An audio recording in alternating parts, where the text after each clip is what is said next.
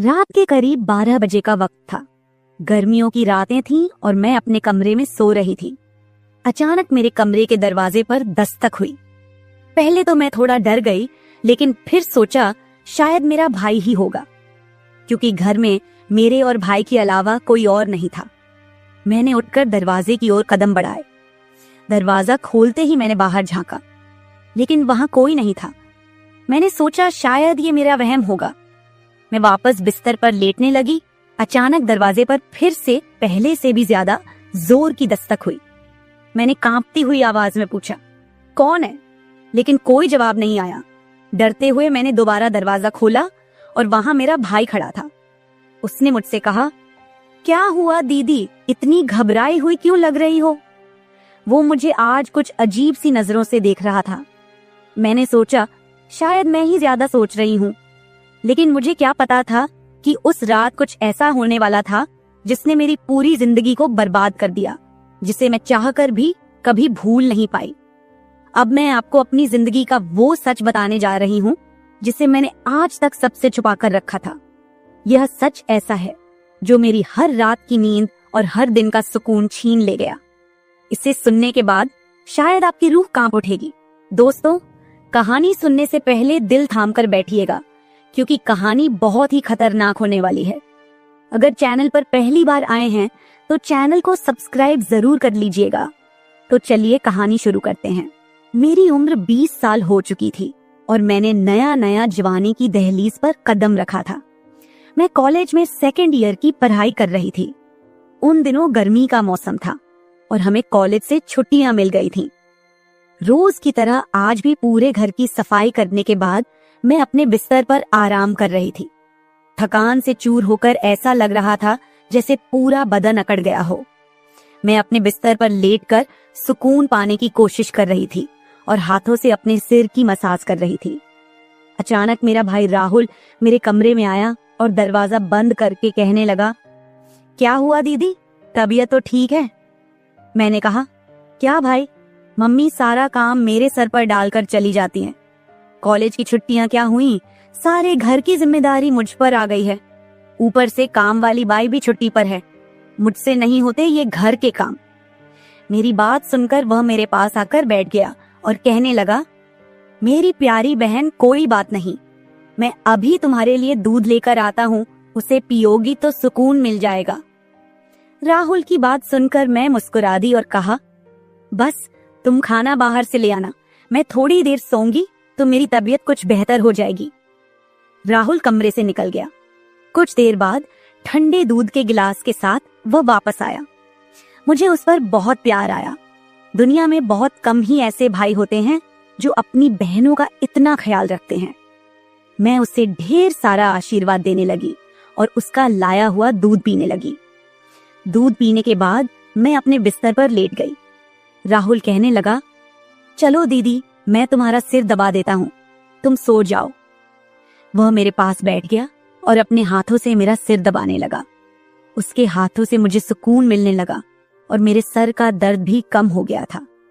मैं आंखें मूंद कर लेट गई और कुछ ही देर में मैं गहरी नींद सो गई। मुझे कोई भी होश नहीं था कि मैं कितने घंटे तक सोती रही। जब मेरी आंख खुली तो मैंने घड़ी पर टाइम देखा। रात के 9 बज चुके थे। शायद थकावट की वजह से मुझे वक्त का एहसास ही ना हुआ। मम्मी और पापा भी ऑफिस से वापस आ चुके थे। मुझे कुछ भी समझ नहीं आ रहा था और मेरा पूरा शरीर दर्द कर रहा था। मैं बिस्तर से उठकर बाथरूम जाने लगी। तभी मुझे चक्कर आ गए। मुझे ऐसा लग रहा था जैसे सब कुछ घूम रहा हो और अगर दीवार का सहारा नहीं लिया होता तो शायद गिर जाती। खुद को संभालते हुए मैं फ्रेश होकर बाहर आई। देखा कि सभी खाने के टेबल पर बैठे हुए थे और मेरे आने का इंतजार कर रहे थे। मैं जाकर आराम के साथ कुर्सी पर बैठ गई। मेरी हालत काफी खराब हो चुकी थी और थकावट से मेरा पूरा बदन दर्द कर रहा था। राहुल ने देखा कि मैं थकी हुई हूँ तो तुरंत मम्मी से कहने लगा, मम्मी देखिए, अंजलि दीदी पर काम का बोझ थोड़ा कम डाला करे। अरे, अगर काम वाली नहीं आ रही तो उसकी जगह किसी और को रख ले। यह बेचारी सारा दिन काम करके थक जाती है। देखें तो इसकी रंगत भी पीली पड़ चुकी है। वाकई में मेरी हालत दिन ब दिन खराब होती जा रही थी।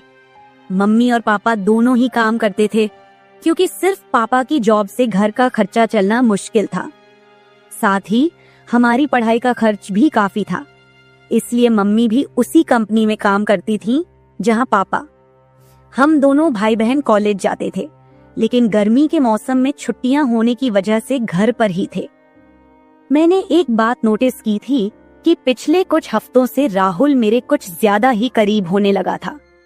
जब से मुझे कॉलेज से छुट्टियां मिली थीं, तब से वह मेरा कुछ ज्यादा ही ख्याल रखने लगा था। अगर मैं घर का कोई काम करती तो वह आकर मदद करने लगता।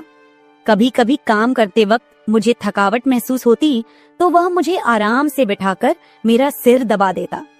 जब मैं उसे मना करती तो वह हंसते हुए कहता, नहीं दीदी, तुम बहुत काम करती हो, अब मेरा हक बनता है कि तुम्हें सुकून दो।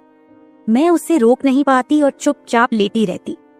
लेकिन एक रात जो हुआ, उससे मेरे होश उड़ गए थे। क्या राहुल कभी ऐसा कर सकता था? मैं अपने कमरे में सो रही थी। आधी रात के करीब मुझे महसूस हुआ कि जैसे कोई मेरे कमरे में आकर खड़ा हो गया हो। धीरे धीरे वह बिस्तर के पास आ रहा हो और मैं सोते हुए भी महसूस कर सकती थी कि कुछ अजीब हो रहा है।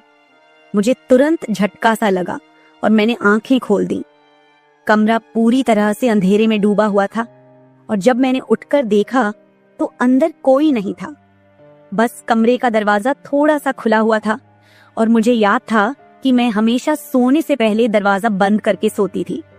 तो फिर वह कैसे खुला था? मैं चुपचाप उठकर दरवाजे को लॉक करने लगी। फिर से बिस्तर पर जाकर सोने की कोशिश की, लेकिन जैसे ही मेरी आंखें बंद हुईं, मुझे फिर से कुछ कदमों की आहट सुनाई दी, जैसे कोई बिस्तर के पास आकर बैठा हो। और फिर मुझे लगा जैसे कोई मेरे पास आकर अपना हाथ बढ़ा रहा हो। मैंने पलटकर देखा, लेकिन कोई नहीं था। मेरी धड़कन तेज हो गई थी और मुझे घबराहट होने लगी थी। मैंने घबराते हुए कमरे की लाइट ऑन की और दरवाजा खोलकर बाहर झांका, लेकिन वहां कोई नहीं था। आज से पहले ऐसा कभी नहीं हुआ था जो अब हो रहा था। मुझे प्यास लगी तो मैं कमरे का दरवाजा खोलकर बाहर निकली। उसी वक्त राहुल भी अपने कमरे से बाहर निकला। मुझे देखकर उसने पूछा, क्या बात है, आप अभी तक जाग रही हैं? मैंने जवाब दिया, कुछ नहीं, बस ऐसा महसूस हुआ जैसे कमरे में कोई मौजूद हो। पानी पीकर मैं दोबारा कमरे में आई और पीछे पीछे वह भी आ गया। उसने कहा, आपको डरने की जरूरत नहीं है। अगर आपको डर लग रहा है तो मैं आपके पास सो जाता हूँ। मैंने उसे मना किया, नहीं, तुम्हें परेशान होने की जरूरत नहीं है, जाओ और आराम करो। लेकिन वह जिद करने लगा कि मैं आपको अकेला किसी भी हाल में नहीं छोड़ सकता। आपकी तबीयत खराब हो सकती है, मैं आपको तकलीफ में नहीं देख सकता। आप सो जाएं, मैं यही सो जाता हूँ। आखिरकार उसकी जिद के आगे मुझे झुकना पड़ा। मैं बिस्तर पर लेट गई और उसने भी सोफे पर तकिया रखा और मेरे पास में ही सो गया। लेकिन उस रात मुझे ऐसा महसूस हुआ जैसे कोई मेरी ओर काफी देर तक ध्यान से देखता रहा हो। उसने मेरे बालों को सहलाया, मेरे चेहरे पर उंगलियां फेरी और मैं सो रही थी। अगली सुबह जब मैं उठी तो मेरा मूड बड़ा अजीब था, लेकिन जब मैंने अपने आप पर गौर किया तो मैं हैरान रह गई। शुक्र था कि मैंने अपने आप को दुपट्टे से ढक रखा था। मेरी कमीज बेतरतीब हो चुकी थी। मुझे हैरत हुई क्योंकि आज से पहले मैं कभी इस तरह आराम से नहीं सोई थी। आज मैं बहुत खुश महसूस कर रही थी, न जाने क्या वजह थी। मैंने अपने भाई की तरफ देखा तो वह भी बहुत खुश था। मैंने उसको पूछा, तुम आज इतने खुश क्यों हो? तो कहने लगा, जिसको आप जैसी बहन मिल जाए वो क्यों ना खुश हो। घर के सारे काम निपटाकर जब मैं बैठी तो राहुल तेल लेकर मेरे पास आ गया। कहने लगा, अंजलि दीदी, आप अपने बाल खोल दे, मैं आपके सर में मालिश कर देता हूँ। मुझे उसकी हरकतें कुछ अजीब लग रही थीं। मैंने कहा, ये तुम्हारा काम नहीं है, जाओ अपनी पढ़ाई करो, मुझे मालिश की जरूरत नहीं है। मगर उसने मेरी बात नहीं मानी और खुद ही मेरे बालों से कैचर उतार कर कहने लगा, आप नखरे मत किया करो, किस्मत वालों को ही ऐसे भाई मिलते हैं। जब आपका भाई आपके खूबसूरत रेशमी बालों में मसाज करना चाहता है तो आपको क्या समस्या हो सकती है? आ जाइए, मैं आपके सर की मसाज कर देता हूँ, आपको बहुत सुकून मिलेगा। वह मुझे उठाकर कमरे में ले गया। मैं बेड पर तकिया रखकर लेट गई। मेरे बाल बेड से नीचे लटक रहे थे। वह मेरे सरहाने बैठकर मेरे बालों की मसाज करने लगा। राहुल मुझसे 3 साल छोटा था, मगर मुझे नाम से बुलाता था। कहता, आप इतनी प्यारी हैं कि आपको देखकर दिल करता है कि आप हमेशा इसी तरह मुस्कुराती रहें और मैं आपका लाभ उठाता रहूं। वह मेरे सिर की मालिश कर रहा था और उसके हाथों में जैसे जादू था। मुझे इतना मजा आया कि मैं नींद की वादियों में खोने लगी। तेल की खुशबू भी बहुत जबरदस्त थी। तेल की हल्की हल्की महक कमरे में फैल चुकी थी।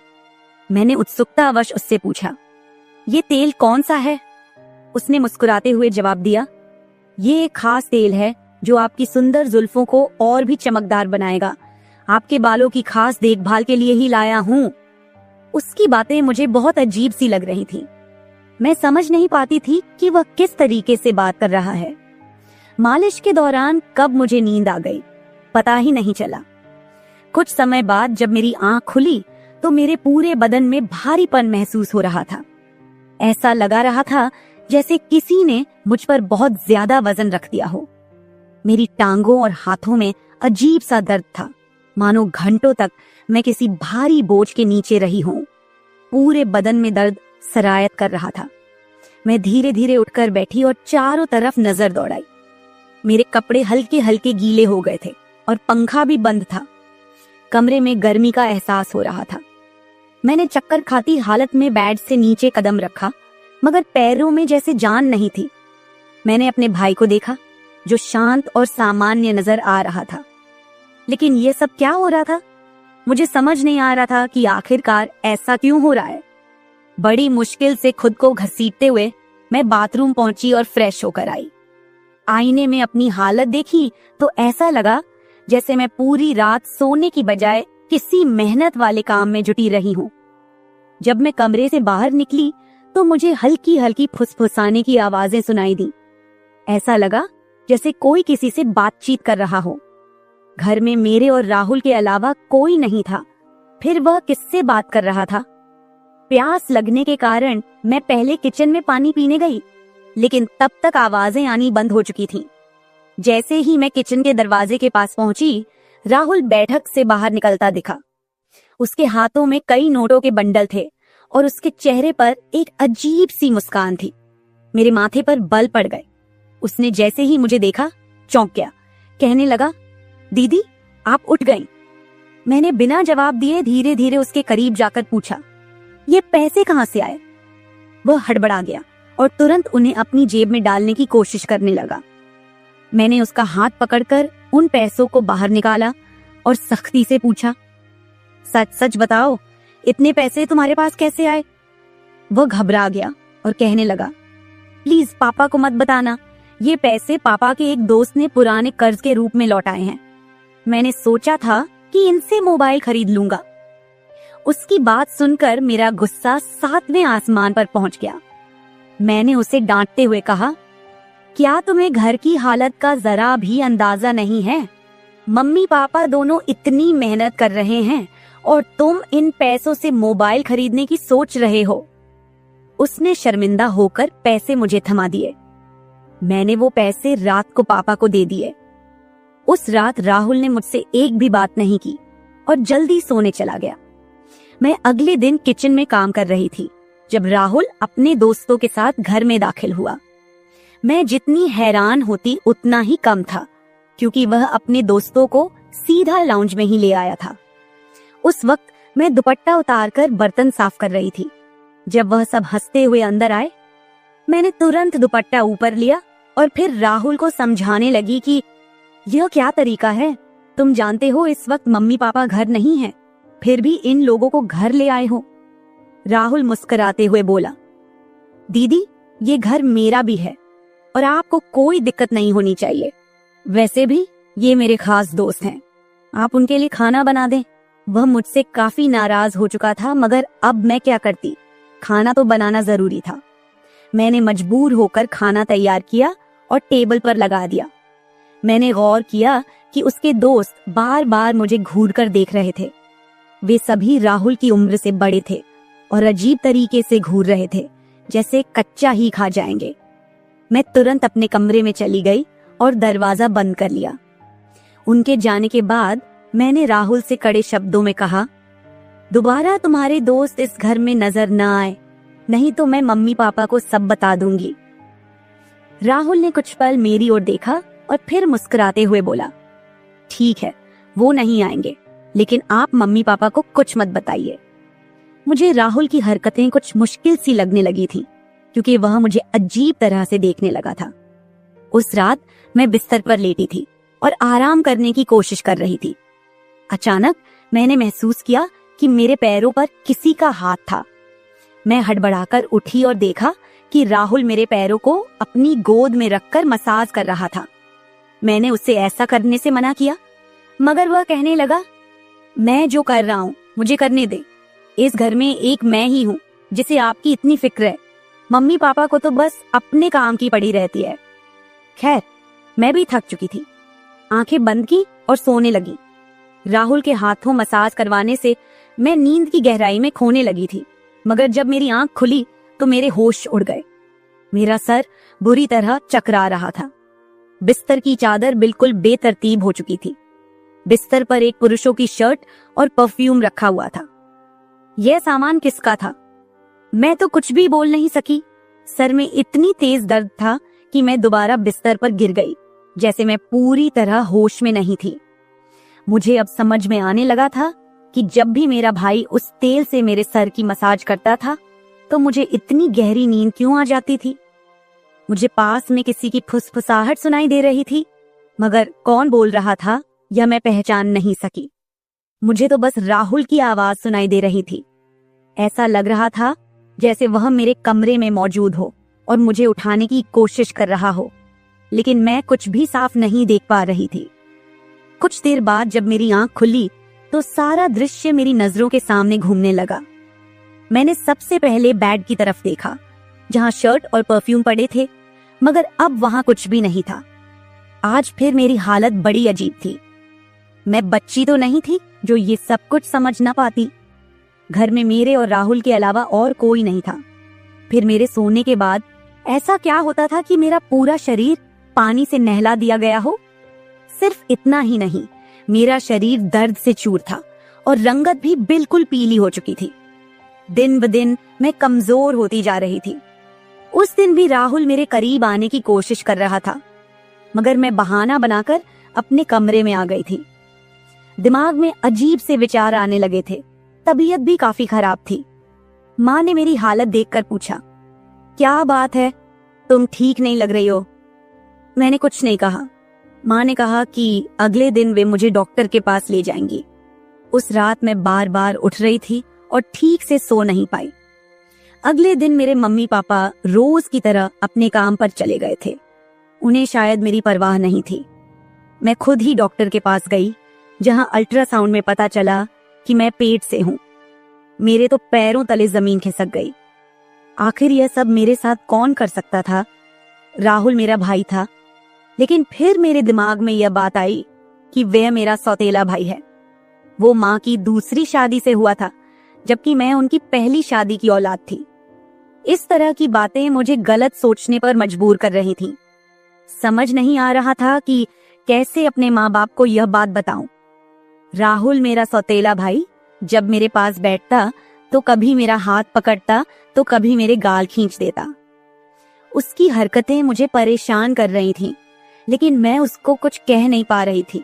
मेरे दिमाग में यही सवाल गूंज रहे थे कि आखिरकार मेरे साथ ऐसा कौन कर सकता है।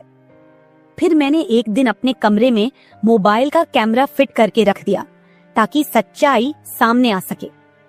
उस दिन हमारे माता पिता घर पर नहीं थे। राहुल फिर से मेरे पास आया और मेरे सिर की मालिश करने लगा। मैंने पूरी कोशिश की कि मैं ना सोऊं, लेकिन वह तेल इतना अजीब था कि मैं उसकी खुशबू से बेहोश हो गई।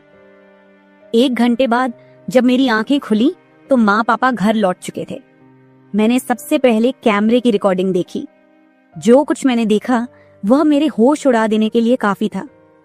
राहुल मेरे कमरे में अपने दोस्तों को लाता था जो मेरे साथ बुरा व्यवहार करते थे। फिर अपना काम पूरा करने के बाद वे राहुल को पैसे देते और चले जाते। जब मुझे इस सच का पता चला तो मैं पूरी तरह से टूट गई। मैं गुस्से में अपने कमरे से बाहर आई और राहुल का गिरेबान पकड़कर मैंने उसे थप्पड़ मारने शुरू कर दिए। मेरी चीख सुनकर मम्मी पापा भी वहां आ गए। पापा ने मेरा हाथ पकड़ लिया और गुस्से में कहने लगे, क्या हो गया है? तुम इसे क्यों मार रही हो? होश में हो? क्या पागल हो गई हो? क्यों मार रही हो इसे? मैंने रोते हुए वीडियो दिखा दी कि यह जलील इंसान मेरे साथ क्या कर रहा था। वीडियो देखते ही माँ बेहोश होकर जमीन पर गिर गई। ये देखकर पापा को भी बहुत ज्यादा गुस्सा आया। उन्होंने राहुल को गुस्से में पकड़ लिया और उसे बुरी तरह पीटना शुरू कर दिया। उसके मुंह और नाक से खून बह रहा था। राहुल ने गुस्से में कहा, मैंने इसे कभी भी अपनी बहन समझा ही नहीं। मुझे पैसों की जरूरत थी। लोग इसके लाखों रुपए देने को तैयार थे। मुझे अपनी जरूरतें पूरी करनी थी, इसलिए मैंने यह कदम उठाया। मैं अपने कानों पर हाथ रखकर बस रोए जा रही थी। पापा ने उसे इतना मारा कि वो लहूलुहान हो गया, लेकिन जैसे तैसे खुद को छुड़ाकर वह घर से भाग गया और फिर कभी उस घर में वापस नहीं आया। इस हादसे को मेरे लिए भूल पाना तो दूर, इसे याद करते हुए आज भी मेरी रूह कांप जाती है। भाई वही होता है जो आपके सगे खून का हो। किसी भी अनजान मर्द के सहारे अपनी बेटी को छोड़ना बहुत बड़ी भूल हो सकती है, क्योंकि कुछ शैतानी सोच रखने वाले लोग हर वक्त इस ताक में रहते हैं कि कब किसी मासूम की इज्जत से खिलवाड़ करें।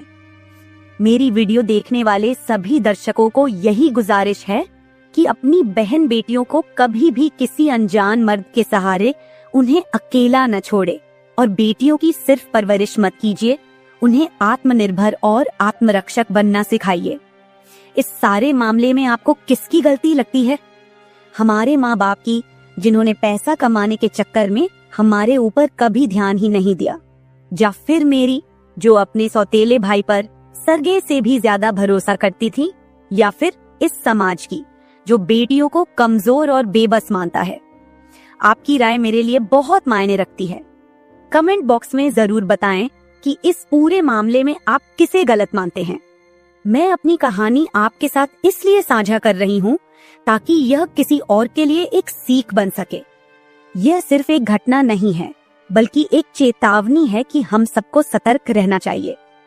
अगर आपको मेरी यह कहानी पसंद आई और आप मानते हैं कि इसे सुनकर कोई और भी जागरूक हो सकता है, तो इसे शेयर जरूर करें।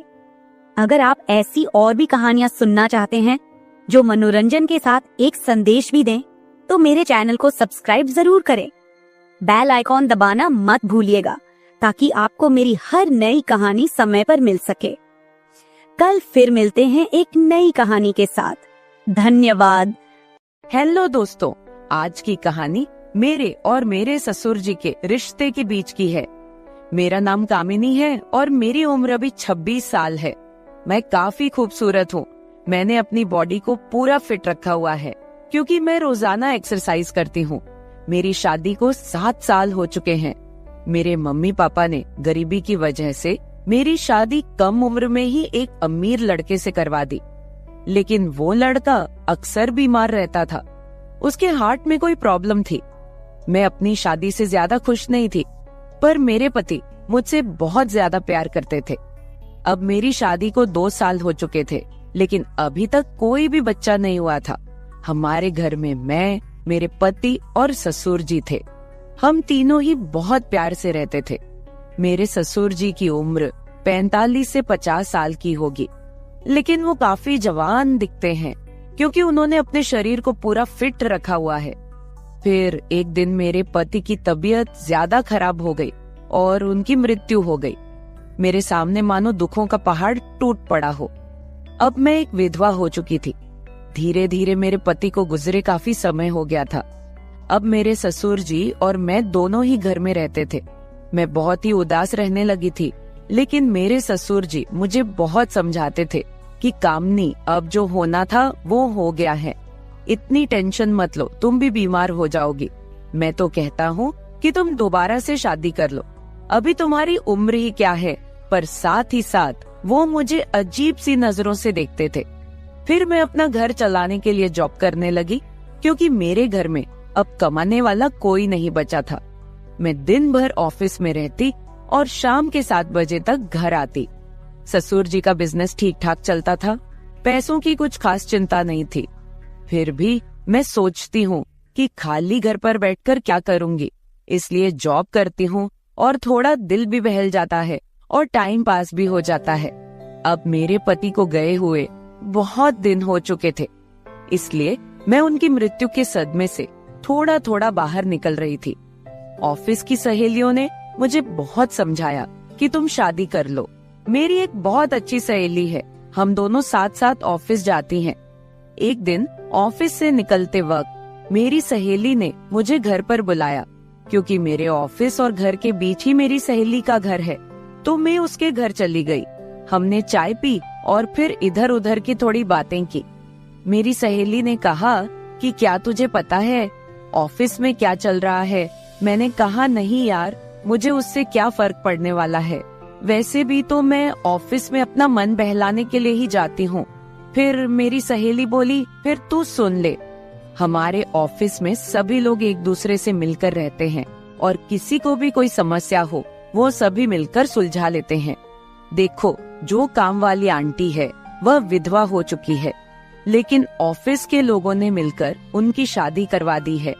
अब वह बहुत खुशी खुशी रहती है और उनका भी एक सहारा बन गया है। मैंने उसकी बातों पर ज्यादा ध्यान नहीं दिया और वहाँ से अपने घर चली आई। मैं थोड़ा थोड़ा अपनी सहेली की बातों को समझ रही थी कि वो मुझे शादी करने के बारे में बोल रही है। फिर मैंने घर आकर ससुर जी को खाना बनाकर दिया और खुद भी खाना खाया। मैं अपने कमरे में बैठी थी, मुझे नींद नहीं आ रही थी। सुबह के लगभग 10 बज रहे थे। आज रविवार था, मुझे ऑफिस नहीं जाना था। तभी मेरे दिमाग में मेरी सहेली के मुंह से सुनी हुई बातें चलने लगी। मैं सोच सोचकर परेशान सी होने लगी। फिर मेरे दिमाग में कुछ आया और मैं अपने ससुर जी के कमरे की ओर चली गई। जब मैं अपने ससुर जी के रूम में गई तो उनके हाथ में एक किताब थी। मुझे देखकर उन्होंने किताब को तकिए के नीचे रख दिया।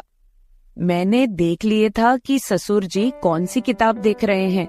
मैंने कहा, ससुर जी आप क्या पढ़ रहे हो? वह बोले, कुछ नहीं बहू, किताब देख रहा था बस। बताओ क्या बात है? मैं बोली, कुछ नहीं ससुर जी, मुझे आपसे कुछ जरूरी बात करनी है। उन्होंने कहा, हाँ बहू कहो, क्या बात करनी है? मैंने कहा, ससुर जी बात थोड़ी अजीब है, मैं सोच रही थी कि आपसे कहूँ कि नहीं। उन्होंने कहा, अरे पहले तुम बोलो तो सही, क्या बात है? ऐसा कभी हुआ है कि तुमने कभी मेरे से कुछ मांगा हो और मैंने तुम्हें लाके ना दिया हो? तुम मेरा इतना ख्याल रखती हो, जो भी बात है खुलकर बोलो। फिर मैंने हिम्मत करके ससुर जी को बोला कि अब मेरे पति की मृत्यु को 2 साल होने को आए हैं। उनकी मृत्यु के बाद से मैं बड़ी मुश्किल से सदमे से बाहर आई हूँ। अभी मैं घर से बाहर जाती हूँ तो मुझे बड़ी दिक्कत होती है। आपको तो पता ही है कि विधवा औरत की तरफ लोग कैसी नजरों से देखते हैं और उसके बारे में लोग कैसी सोच रखते हैं। आपने मुझे बहुत बार बोला है कि तुम शादी कर लो। मैं चाहती हूँ कि आप मेरे लिए एक पति की खोज करो, क्योंकि अकेले मेरी जिंदगी मुझसे नहीं निकाली जा रही। मैं भी चाहती हूँ कि मेरा भी कोई जीवन साथी हो जो मेरे सुख दुख की बात करे और मुझे बहुत ज्यादा प्यार करे। आपको पता है, एक औरत की कई जरूरतें होती हैं जो सिर्फ पति ही पूरी कर सकता है। बाकी आपको पता ही है कि मेरे माँ बाप तो इतने गरीब हैं कि उन्होंने पता नहीं एक बार मेरी शादी कैसे कर्ज उठाकर की है। मैं अब उनको कोई तकलीफ नहीं देना चाहती। अब मेरे लिए तो आप ही सब कुछ हो। मैं बड़ी हिम्मत करके आपसे ये बात कह रही हूँ। मुझे विश्वास है कि आप मेरे लिए कुछ अच्छा ही करोगे। उसके बाद ससुर जी ने मुझे अपने पास बैठा लिया और मेरे साथ कुछ बातें करने लगे और मेरे सुख दुख को बांटने लगे। फिर ससुर जी मुझसे बोले, बहू, जिस चीज की तलाश तुम बाहर से कर रही हो वो चीज तुमको घर में ही मिल सकती है। अगर तुम चाहो तो मैं तुम्हारी सभी जरूरतों को पूरा कर सकता हूँ। ससुर जी की बात सुनकर तो मेरे होश ही उड़ गए। मैंने बोला, ससुर जी, मैं तो आपकी बेटी सामान हूँ, आप ये सब कैसे सोच सकते हैं? ससुर जी बोले, देखो बहू, तुम्हें पता है तुम्हारी सासू माँ की मृत्यु के बाद से मैं अकेला ही जिंदगी बीता रहा हूँ। और जब से तुम्हारे पति की मृत्यु हुई है तुम भी अकेले जिंदगी बिता रही हो। अगर तुम्हारा इरादा हो तो हम दोनों का अकेलापन दूर हो जाएगा और हम दोनों एक दूसरे के सहारे जिंदगी बिता लेंगे और बाहर किसी को कुछ भी पता नहीं चलेगा। बाकी मेरे जाने के बाद ये सारी प्रॉपर्टी भी तो तुम्हारी ही है और इस प्रॉपर्टी को संभालने वाला भी तो कोई चाहिए। बाकी लोगों की टेंशन मत लो, वो तो जब तुम विधवा की जिंदगी जी रही हो तब भी बातें करते थे और अब भी बातें करेंगे। सच कहूँ तो बहू, मैं तो उसी वक्त तेरा दीवाना हो गया था जब मैंने तुम्हें पहली बार देखा था।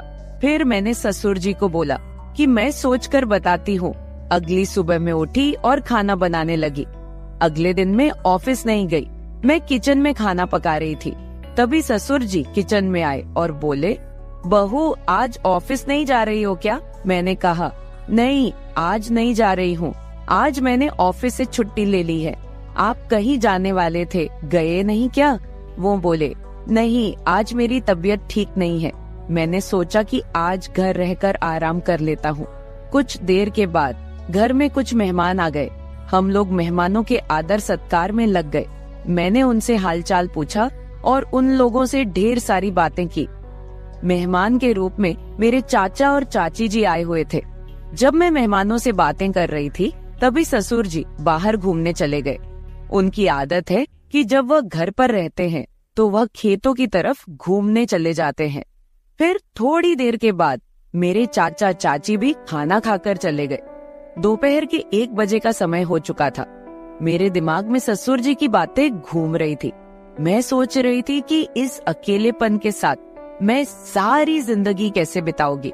मैं ससुर जी के साथ रहूंगी तो हो सकता है कि हमारा कोई बच्चा भी हो जाए।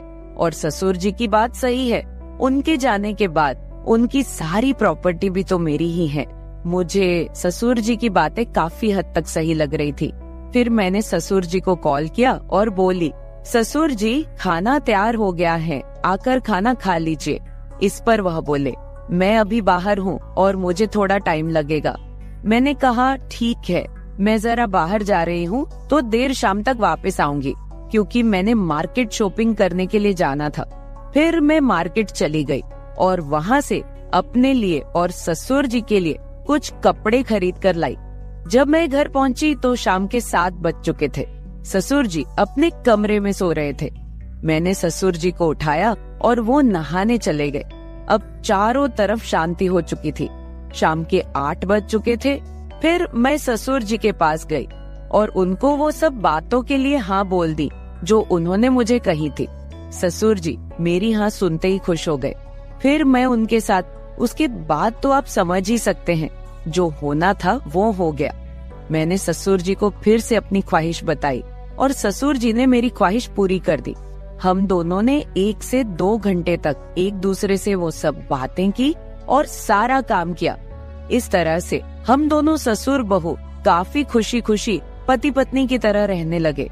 अब मुझे किसी भी चीज की दिक्कत नहीं होती, क्योंकि अब मुझे कहीं भी जाना होता है तो मैं ससुर जी के साथ चली जाती हूँ और हम खूब एंजॉय करते हैं। कुछ दिन बीत जाने के बाद ससुर जी बोले, कामिनी अब तुम मेरे बिजनेस के बारे में सारा कुछ समझ लो और खुद सारा बिजनेस संभाल लो। फिर मैंने जॉब छोड़कर ससुर जी का सारा बिजनेस खुद संभाल लिया। अब हम दोनों पति पत्नी के जैसे रहने लगे हैं। मैं ससुर जी की हर बात का ख्याल रखती हूँ और वो भी मेरी हर बात का ख्याल रखते हैं। कुछ देर के बाद हमारे घर बच्चा भी हो गया और हमारी जिंदगी काफी अच्छे से चल रही है, क्योंकि ससुर जी ने मेरी हर कमी को पूरा कर दिया है। हमें दुनिया की कोई परवाह नहीं है, कोई कुछ भी बोले, हम लोग अपने घर खुश हैं। तो मेरे प्यारे दोस्तों, अगर आप लोगों को मेरी ये कहानी पसंद आई हो तो चैनल को सब्सक्राइब जरूर कर ले और बेल नोटिफिकेशन ऑन कर ले। एक प्यारा सा कमेंट करके बताएं कि आपको मेरी स्टोरी कैसी लगी। कल मिलेंगे एक और वीडियो के साथ। धन्यवाद।